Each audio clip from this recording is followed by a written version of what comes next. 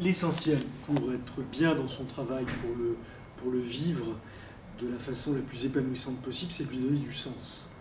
C'est ce qui fait, au fond, le sens qu'on va donner une signification, c'est-à-dire dire à quoi ça sert notre travail, à quoi ça sert de travailler dans un établissement pour personnes âgées ou dans un service à domicile. Et puis, on va essayer de donner une orientation.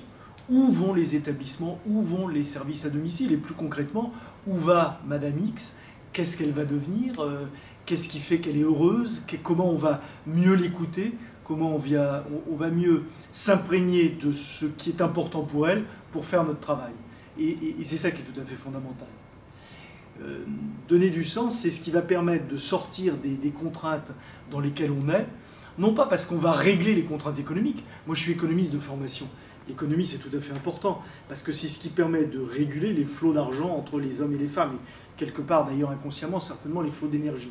Mais quand on est en situation économique difficile, et quand on est dans un secteur très pauvre, qui est celui de l'aide aux personnes âgées, eh bien, s'appuyer sur le sens du travail auprès des personnes âgées, c'est ce qui va permettre, nous, de changer notre regard sur les personnes âgées pour mieux les accompagner. Parce que nous restons dans une société très agiste. Très agiste, c'est-à-dire qui pratique la discrimination par l'âge. Et la discrimination par l'âge, c'est comme toutes les autres discriminations, comme le sexisme, le racisme, l'antisémitisme ou l'homophobie. C'est une façon de ne pas reconnaître l'autre comme son égal.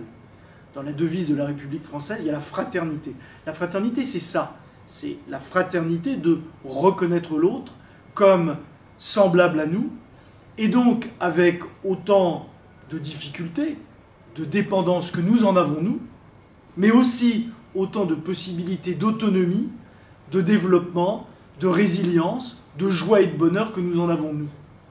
Et partir de cette reconnaissance de l'autre, c'est ne pas être coupé, comme dans l'agisme, c'est-à-dire se séparer de l'autre, mais c'est au contraire le reconnaître comme un être humain à part entière, même s'il a des handicaps, des difficultés dans la vie au quotidien, comme nous en avons tous.